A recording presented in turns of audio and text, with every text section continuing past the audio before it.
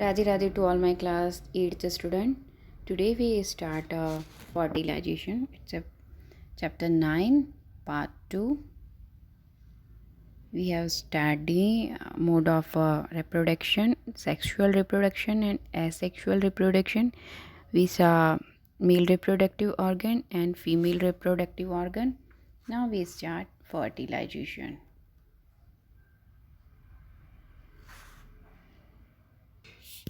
The first step in the process of reproduction is the fusion of his sperm and ovum.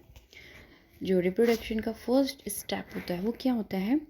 जो sperm और ovum है उनका संलयन. Fusion means संलयन. When sperm come in contact with an egg, one of the sperm may fuse with egg. तो इनमें से एक शुक्राणु जो होता है, मतलब जब खूब सारे स्पर्म्स होते हैं, एक एग तो एक ही होता है, तो जब बहुत सारे स्पर्म में से सिर्फ एक स्पर्म, मतलब जब स्पर्म ओवम के संपर्क में आते हैं तो इनमें से एक स्पर्म ही क्या करता है? एग को फ्यूज़ करता है, मतलब अंडाणु के साथ वो संलयनित हो जाता है.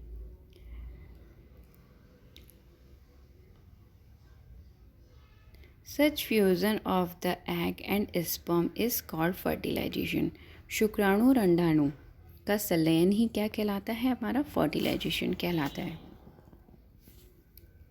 मतलब फ्यूज़न, इस एक स्पर्म ने उस एग को फ्यूज़ कर दिया, मतलब उसके अंदर इंसर्ट होने की वो कोशिश कर रहा है, मतलब इंसर्ट हो चुका है, उसका हेड पार्ट से वो इंसर्ट होता है. तो इस प्रोसेस को क्या कहते हैं? फर्टिलाइजेशन.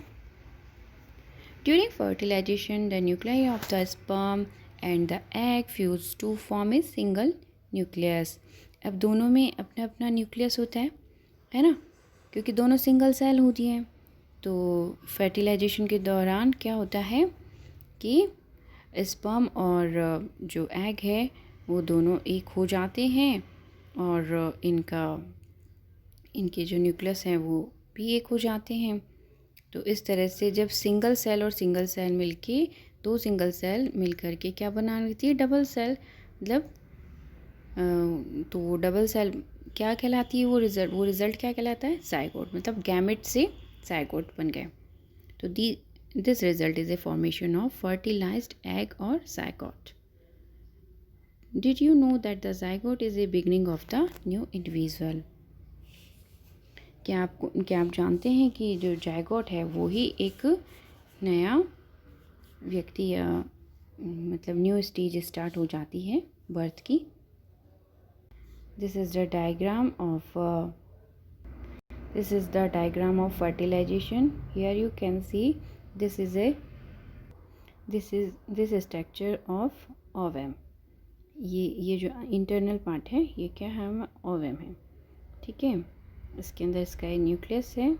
अब ये यहाँ पे ये स्पर्म इसको फ्यूज़ करने की कोशिश करते हैं. खूब सारे होते हैं, चारों तरफ से ये अटैक करते हैं, लेकिन इनमें से लाखों स्पर्म में से सिर्फ एक ही स्पर्म इसके अंदर क्या हो पाता है? एंटर होता है. Here you can see this sperm enter into the ovum. फिर ये इससे फ्यूज़ हो जाता है. फ्यूज़ होने से सिंगल सेल और सिंगल सेल मिलके क्या बन जाती है? Double cell. वो मतलब जाइगोट बन जाता है वो. The process of fertilization is the mating of an egg cell from the mother and a sperm cell from the father. Fertilization का जो प्रोसेस है वो क्या है? एक स्त्री के अंडाणु और नर के यानी फादर के शुक्राणु का संयोजन होता है. So the new individual inherits some characteristics from the mother and some from the father. तो जो न्यू जनरेशन मतलब नई संतति जो उत्पन्न होती है, जो बेबी होता है उसमें कुछ लक्षण जो होते हैं, कुछ कैरेक्टरिस्टिक्स अपनी मदर के होते हैं, कुछ अपने फादर के होते हैं, जो वंशानुगत होते हैं. जैसे कहते हैं ना, इसकी नाक तो इसके पापा पे गई है, इसका कान इसकी मम्मा पे गया, ये तो बोलता अपनी मम्मी की तरह है, ये है ना. तो ये सब क्या होते हैं? इनहेरिटेंस. कैरेक्टरिस्टिक्स होते हैं जो कुछ फादर से मिलते हैं हमें, कुछ मदर से, कुछ नाना और कुछ नानी, दादा दादी बुआ, किसी से भी आ सकते हैं. Look at your brother and sisters, see if you can recognize some characteristic in them similar to those of your mother or your father. अपने भाई बहन को देखिए, उनमें भी कुछ ऐसे लक्षण होते हैं जो कि अपने को आपकी मदर और फादर से उन्हें प्राप्त हुए, मतलब वो भी सिमिलर लगते हैं अपने फादर या मदर के. Here this is another diagram of fertilization. After fertilization it becomes zygote. तो दोनों का न्यूक्लाई मिल जाता है, मतलब ये डबल सेल हो जाती है, zygote स्ट्रक्चर बन जाता है. So now we come on fertilization which take place inside the female body is called internal fertilization. वो निषेचन जो अपने मादा के शरीर के अंदर होता है वो क्या कहलाता है? आंतरिक निषेचन कहलाता है. ये किस किस में होता है? मनुष्य में होता है, काउस में होता है, डॉग्स में, हैंड्स में इत्यादि में क्या होता है? इंटरनल फर्टिलाइजेशन होता है. तो these are example of internal fertilization. Have you heard of first tube baby? आपने कहीं हॉस्पिटल्स में जब गए होंगे तो आपको एक एड दिखा होगा वहाँ पे, या तो स्क्रीन पे चलता रहता है या बड़े बड़े उसके पोस्टर्स लगे हुए रहते हैं कि tube baby, test tube baby. तो वो किस तरह से होता है तो उसके बारे में इस पैराग्राफ में समझाया गया है. Bujo and Paheli teacher once told them in the class that in some human oviduct are blocked. पूजो और पहेली के अध्यापक जो हैं वो एक बार कक्षा में उन्होंने बताया था कि कुछ लेडीज़ की क्या होती है, ओविडक्ट जो होती हैं वो ब्लॉक्ड हो जाती हैं. These women are unable to bear babies. ये इस तरह की लेडीज़ फिर क्या होती हैं, बेबीज़ उत्पन्न नहीं कर पाती हैं. Because sperm can not reach the egg for fertilization. क्योंकि अब जब ब्लॉक हो गई हैं, ओविडक्ट ही ब्लॉक हो गई हैं, तो फिर उसमें स्पर्म कैसे एंटर होगा, है ना, तो वो फर्टिलाइज़ नहीं हो सकता. तो in such cases doctor collect freshly released egg and sperm and keep them together for few hours for IVF or in vitro grow in test tubes.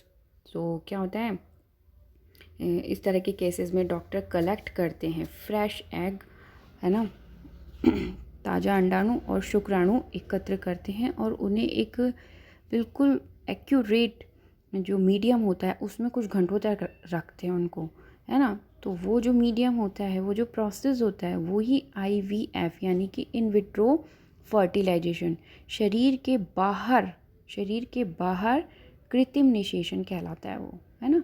मतलब इंटरनल तो लेडी उसे बेयर नहीं कर सकती, तो एक्सटर्नली उसे किस तरह से एक बेबी को उत्पन्न किया जाता है, तो उससे बाह्य कृत्रिम निषेचन विधि के द्वारा, तो ये इन विट्रो मेथड कहलाता है. इसमें क्या होता है कि इसमें जो जायगोट होता है वो 1 वीक तक उसे विकसित किया जा सकता है ना. उसके बाद उसमें उसकी जो मदर होती है, मदर के जो यूट्रस होता है उसमें उसको, है ना, डाल दिया जाता है. मतलब जैसे क्या स्पैचुला या फिर किसी भी टेक्निक के द्वारा उसे यूट्रस में डाल दिया जाता है आफ्टर 7 डेज़, है ना. फिर क्या होता है उसमें वो उनके यूट्रस में वो पूरा डेवलप हो जाता है और फिर जो बेबी होता है उसका जो बर्थ होता है वो बिल्कुल नॉर्मल बेबी की तरह ही होता है. तो ये जो मेथड है इसे ही क्या कहते हैं, टेस्ट ट्यूब मेथड. ये सिर्फ एक नाम है क्योंकि शिशु का जन्म परखनली में नहीं हुआ है, लेकिन उसका जो रिलीज़ जो फर्टिलाइजेशन का जो मेथड था, मतलब एग और स्पर्म को जो मिलाया जाता है वो ट्यूब में मिलाया जाता है, लेकिन बर्थ तो उसका यूट्रस में ही होता है ना. सो इसलिए इसको टेस्ट ट्यूब बेबी बोला जाता है, जो कि आज बहुत फेमस है. जिन लेडीज़ को बच्चा नहीं होता है वो IVF method, in vitro method के द्वारा बेबीज़ उत्पन्न करते हैं. बस इसमें इसके कुछ इफ़ेक्ट्स भी हैं, तो वो आगे हम पढ़ेंगे. Now we start. You will be surprised to know that in many animals, fertilization take place outside fertilization in water. Let us find out how it happened. कुछ ऐसे अब है ना, आपको जान के आश्चर्य होगा कि कुछ जंतु ऐसे होते हैं जिनमें जो फर्टिलाइजेशन की जो क्रिया है मादा जंतु के शरीर के बाहर होती है। इन जंतुओं में जो फर्टिलाइजेशन होता है वो पानी के अंदर होता है ना। तो there is another activity. Visit some pond or slow flowing stream during spring and rainy season. Look out for cluster of frog eggs floating in water. Write down the color and size of the egg. बसंत और वर्षा ऋतु के समय में जब आप तालाब के पास या फिर धीरे धीरे बहता हुआ झरना है उस पर भ्रमण कीजिए और वहाँ पे आप देखेंगे कि जल पर है ना तैरते हुए मेंढक के अंडे खूब सारे मिल सकते हैं एक लीफ पे।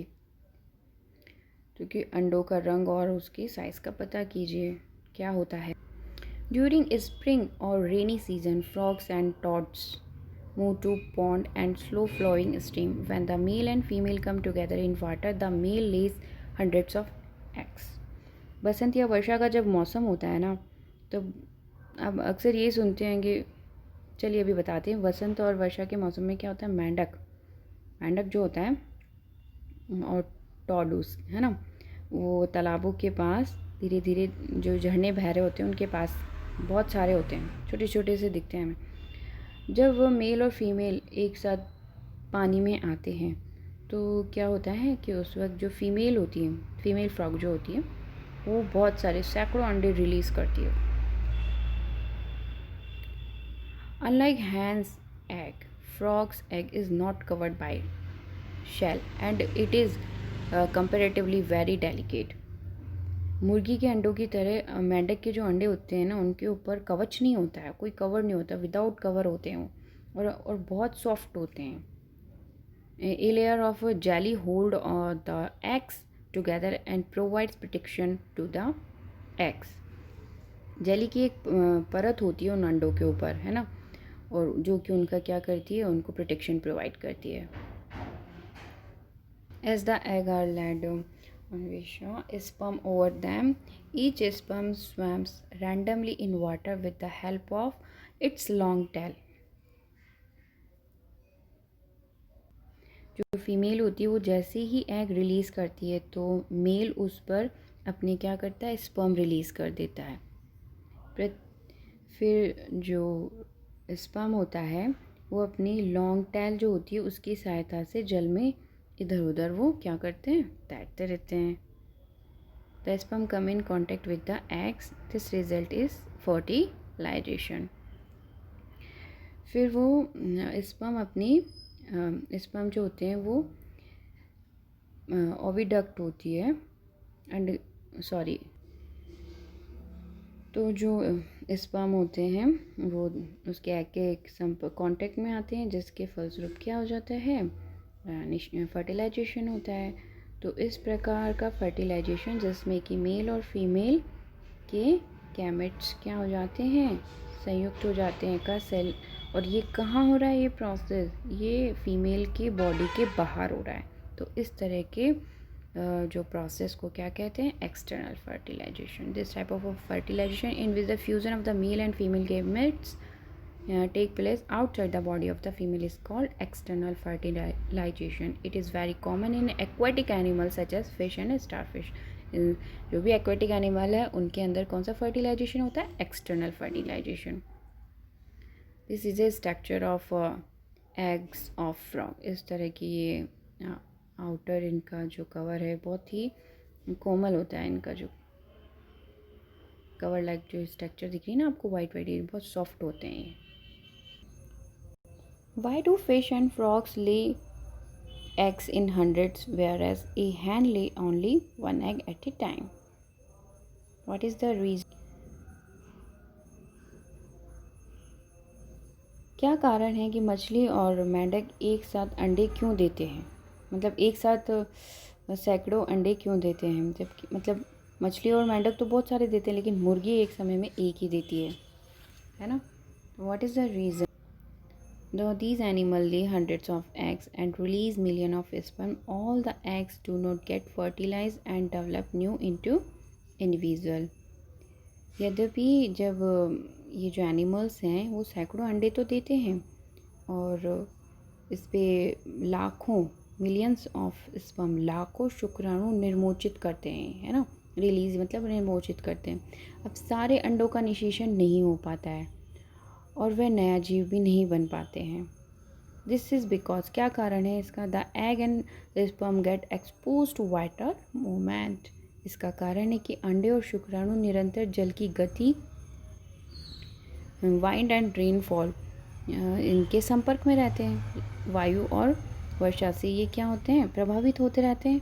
तो also there are another animal in the pond which may feed the egg. और भी जंतु होते हैं तालाब में, जैसे बड़ी मछली होती है वो छोटी मछली को खा जाती है, उसके अंडों को खा जाती है, स्नैक भी खा जाता है। तो इस तरह तालाब में जो दूसरे जीव होते हैं वो किसी और के जीव के अंडों को अपना भोजन के रूप में ग्रहण कर लेते हैं। तो thus the production of the large number of the eggs and sperm is necessary to ensure fertilization of at least a few of them। इसलिए अंड कोशिकाओं और शुक्राणुओं की बड़ी संख्या में उत्पन्न होना आवश्यक है ताकि उनमें से कुछ में निषेचन सुनिश्चित किया जा सके, है ना। एक तो हो एटलीस्ट, अगर सारे ही कोई खा जाएगा, सारे एग्स खा जाएगा, तो फिर कैसे किसी जनरेशन का आगे वो जनरेशन आगे बढ़ेगी। इसलिए खूब सारे अंडे होते हैं, उनमें से एक बचता है, एक या दो का डेवलपमेंट अच्छे से हो पाता है और वो फिर बेबी में कन्वर्ट होता है। मतलब टैडपोल से वो डायरेक्ट फ्रॉग में, टैडपोल से डिफरेंट स्टेजेस के द्वारा वो फ्रॉग में चेंज हो जाता है। In our next video we will start development of embryo. मतलब भ्रूण का परिवर्धन किस तरह से होता है ये हम हमारे नेक्स्ट वीडियो में जानेंगे। Thank you for watching my video. Radhe Radhe. If you like my video, please subscribe my channel.